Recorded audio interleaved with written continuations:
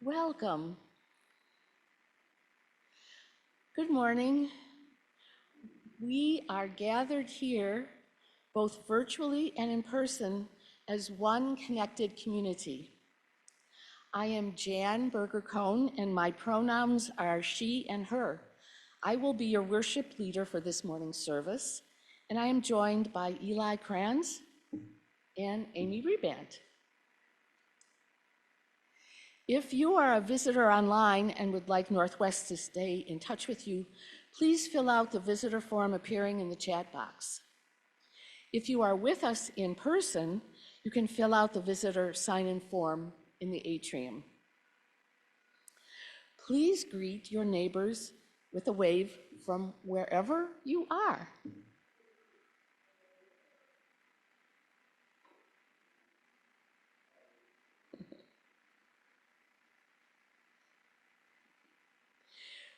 We have a few announcements to share with you.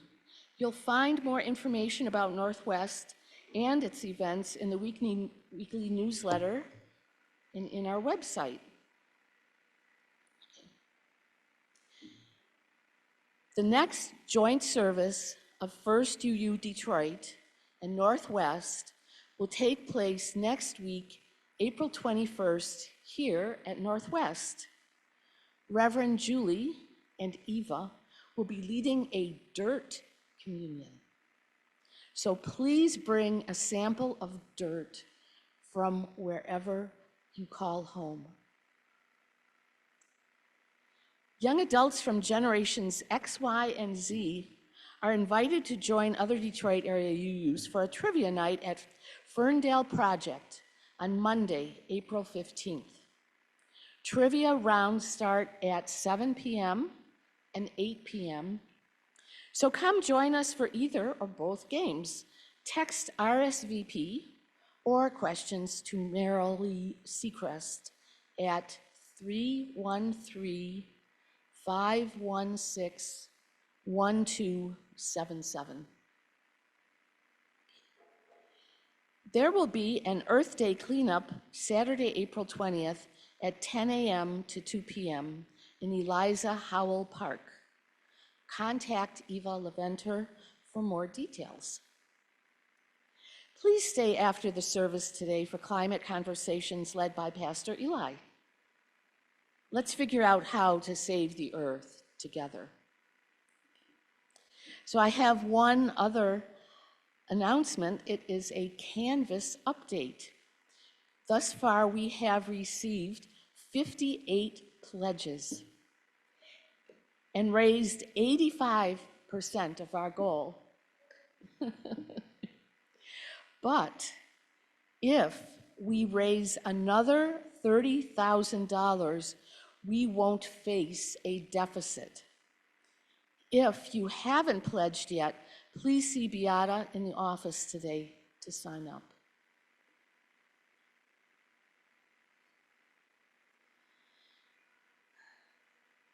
So before we begin the prelude, let's all take a deep breath and settle into a time of worship.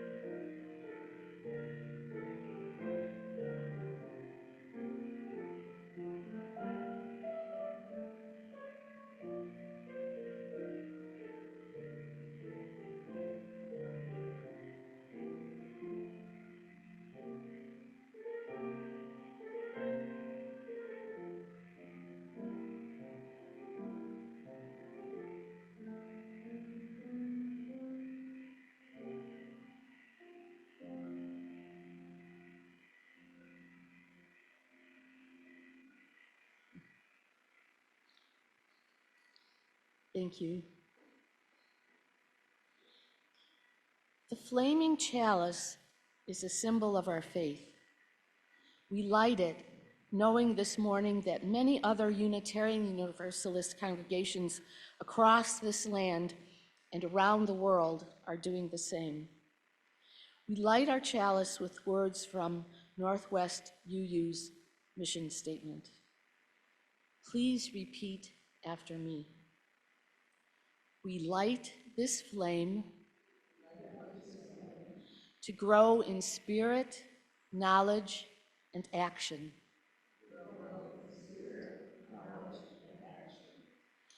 Accept and challenge one another to support each other in times of, in times of joy and need.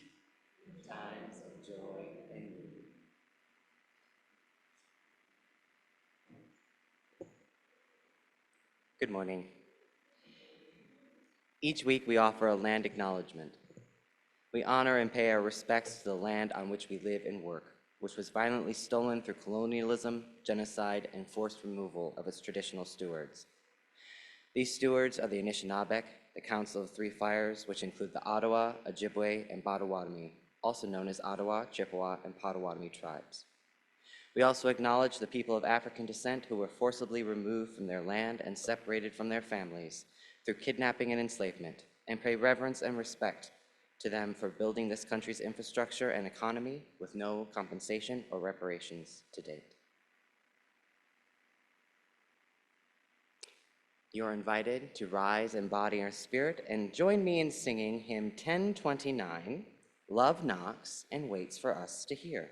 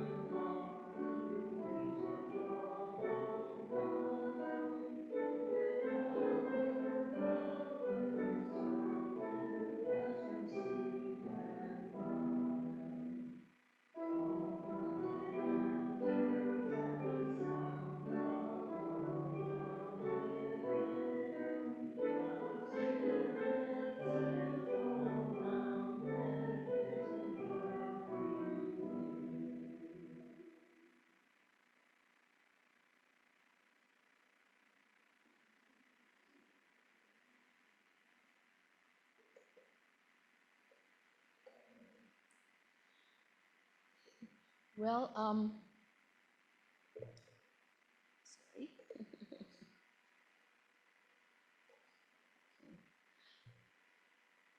The children and the Director of Education and their teachers are out and about already. So we will not get to sing them on their way, but we can send them good thoughts.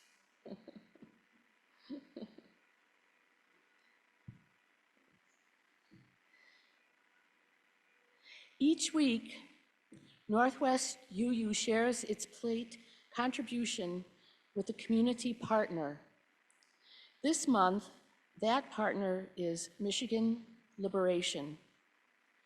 Michigan Liberation is a statewide network of people and organizations organizing to end the criminalization of Black families and communities of color in Michigan. We envision a state without mass incarceration, mass policing, and punishment. We envision a state with the best public education in the nation, single-payer health care, and thriving Black and Brown communities. All undesignated donations will be split between Michigan Liberation and our congregation. You can give in a variety of ways that are now visible on your screen, or will be. For those here in person, we will pass a collection basket for checks and cash. We honor this, your generosity, by committing to ensure that our collective resources do a greater good for ourselves and our world than any could have done individually.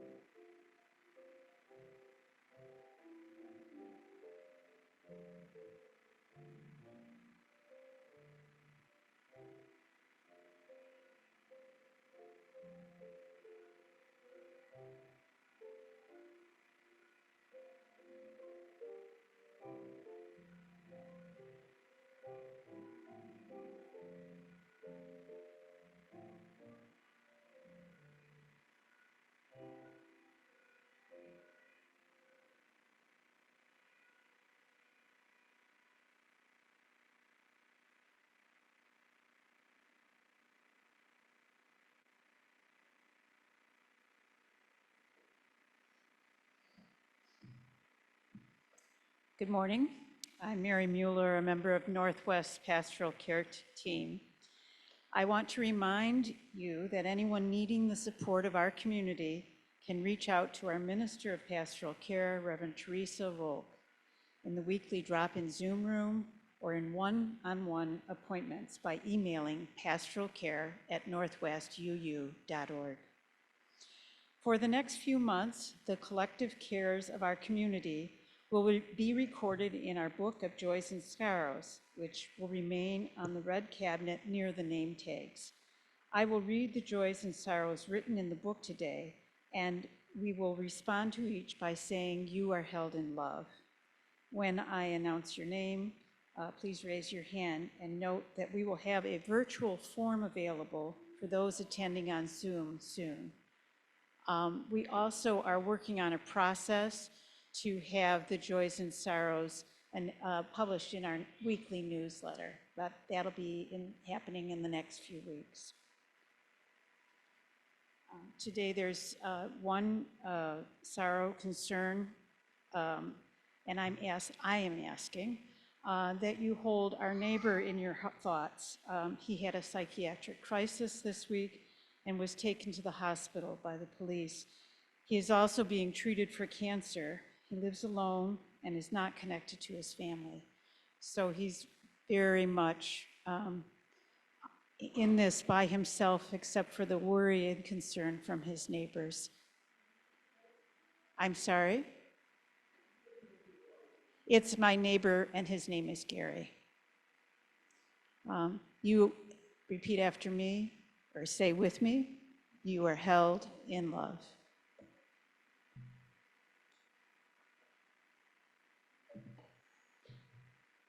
For this and the joys and sorrows that are held in the silent sanctuary of our hearts, I offer this prayer.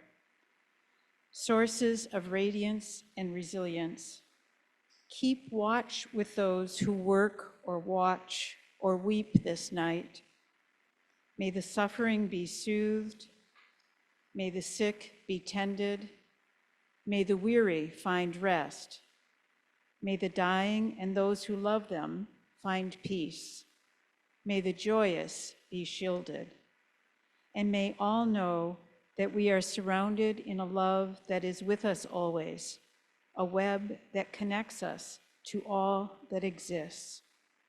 May we take a few moments of silence to be with each other in this sacred space, and when we will come out singing Spirit of Life, number 123 in Singing the Living Tradition.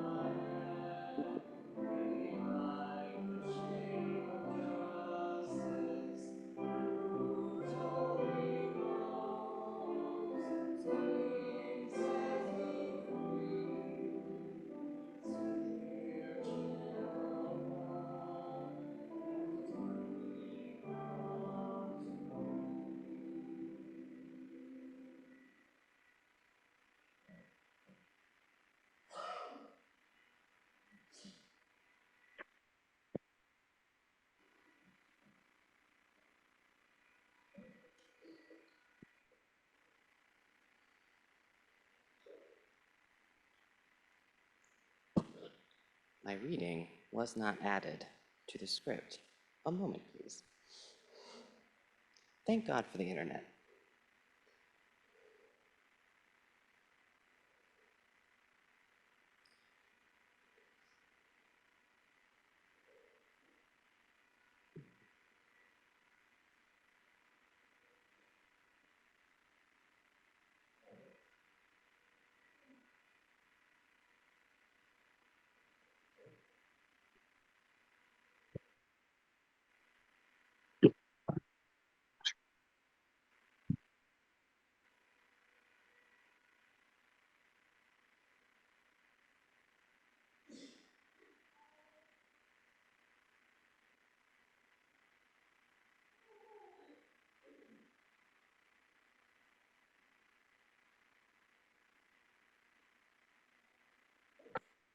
Well, I don't know. We got something. So the reading today, shortened, is by Reverend Karen Anderson, and it's called We Are One. Perhaps if I could pull my senses back to that scraping squeak of the window opening that welcomes the pastor's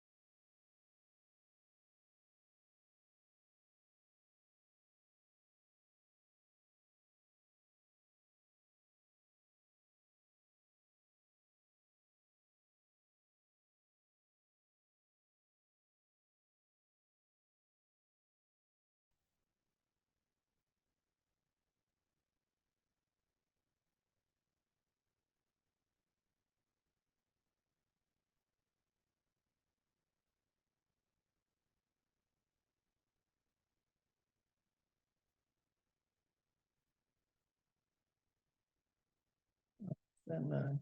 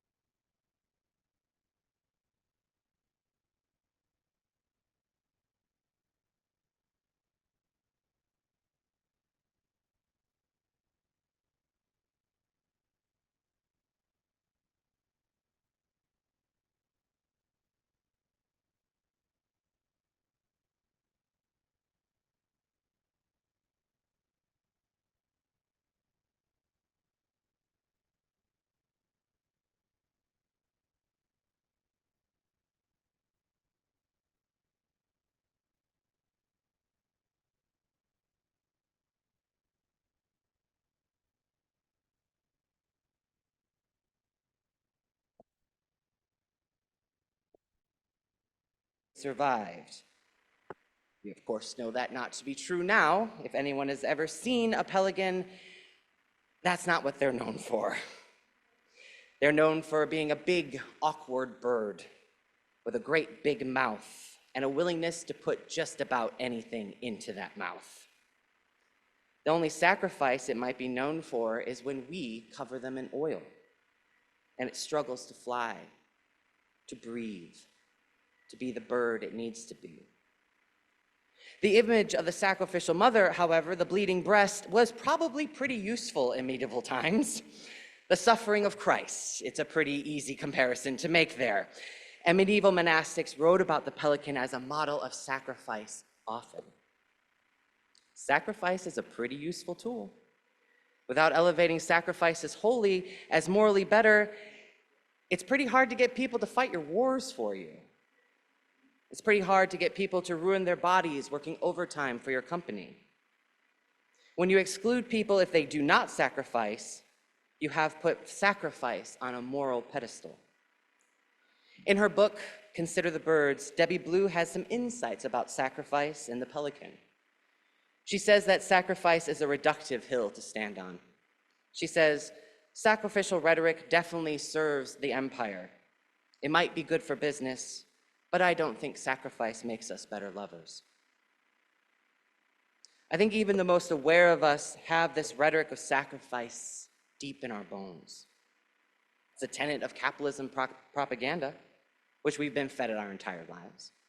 It's a tenet of Christianity in many forms, which many of us come from. It's a tenet of work, even good work. That sacrifice is the only thing that makes it real. Sacrificing time, energy. It's all held up as holy and good. So it's not a big surprise that it's going to leak into our spaces, the spaces where we huddle together to breathe and to heal. And I'm not here to truly demonize it, but rather understand that it's a thing that happens and what we can do about it. Look around to our community and see where we put our comfort over another's welcome. Where do we demand sacrifice to enter? Where do we demand a martyr? Where do we say, if you have not suffered how I have suffered, if you have not sacrificed what I have sacrificed, then you cannot come in, the door will remain locked? Who are we burying under emotional, spiritual, and actual paperwork? A door left open makes us uncomfortable. It tickles at something in our primal brain. An open door means danger can get in. The predators can just waltz right into our spaces. But what if we considered the other possibilities of an open door? Who could walk through? What if we don't see the pelican piercing its own breast in sacrifice, but instead saw it for what it is, an open, hungry maw, desperately seeking sustenance? What if the idea of satiated hunger overtook the idea of sacrificial loss? As Blue puts it, it's not tit for tat. It's grace upon mind-blowing grace. What I'm asking is for us to walk away, to abandon the fetishization of sacrifice, the sensationalization of it. There's, of course, a time and a place for a closed door, that teacher's lounge. There is a need for spaces that are made with intention, but I think we can see the differences here. These spaces are closed temporarily with one of those stepped away, be back ASAP signs. These spaces open back up and flow back into our community and make it richer. Entry to our community as a whole should not be barred with the demands of sacrifice. The price for entry cannot be blood. Grace upon mind-blowing grace. Community is hard. Harm is going to happen. It's inevitable that we are going to hurt one another and be hurt. But we have tools to address this harm. And it's never a closed door. We have covenant. We have our principles. These are the framework in which we function to create an open door community. And I don't see covenant as rules, but rather a commitment. I promise to strive for these ideals, and you can too. It's not a dictation, it's an invitation. What if one crosses our door intending harm? I truly believe that we work to heal that harm. We work with our covenant, but we never close that door. Even if that person doesn't wish to be in community with us, whenever they decide they do, that door must remain open. This is not a burden of an individual. This is the burden of our community, together, and how to be together. Grace upon mind-blowing grace. Who could we be if we kept our doors open? What if we fed the hungry maws instead of venerated the martyrdom? A community where everyone can be their whole selves without having to bleed. Community is hard. There will be rough patches, bumps, and scrapes. But when we throw open the door, when we say, listen, we can all be a big mess sometimes. But we love you. We love each other. Oh, the possibilities. I will leave you again with Debbie Blue, because she continues to say it better than I could. She says, imagine the beauty of the scene. Some wild flourishing of life instead of death for life. Scapegoats would not have to take the blame for the fact that none of us live up to our ideals. Those accused of witchcraft could come down off the stake. The gawky and awkward, the loose and unattached would not be shunned. There would be shiploads of children and soldiers and indigenous peoples, the maimed, the ostracized, the fat, and the sad, alive and well among us. The dodo bird, the sea cow, the blue-footed booby, the pelican free of oil. Grace in flight, she says. Imagine an open door and mind-blowing grace.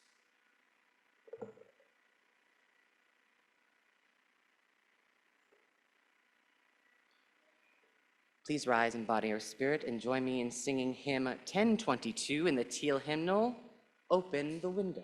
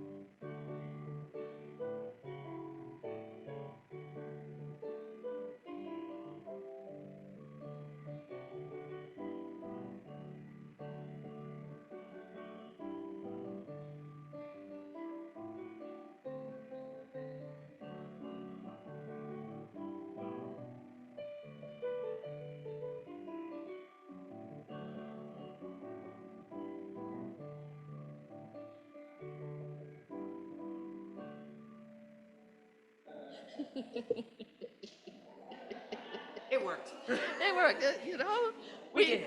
we got to open the window really well, so that's what counts. Okay. Oh my goodness. Um, Please rise in body in body and or spirit and face each other for the close of the service.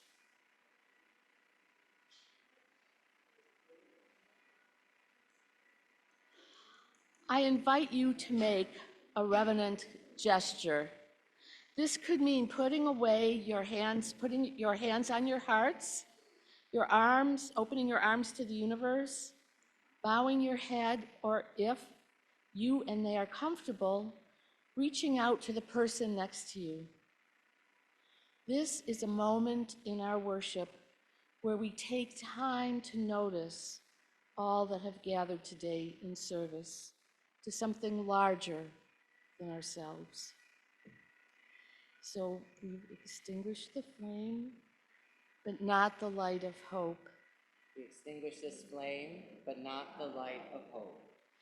The warmth of community, The warmth of community, or the fire of commitment. or the fire of commitment. These we carry in our hearts until we are together again. These we carry in our hearts until we are together again. My beloveds, we are in a time of great change, of great loss, and of great gain. We may be tempted to bar the doors, turn the locks, and turn the sign to closed. Together and only together, we can instead build a community of welcome where you come to heal instead of bleed, where you come to rest instead of toil.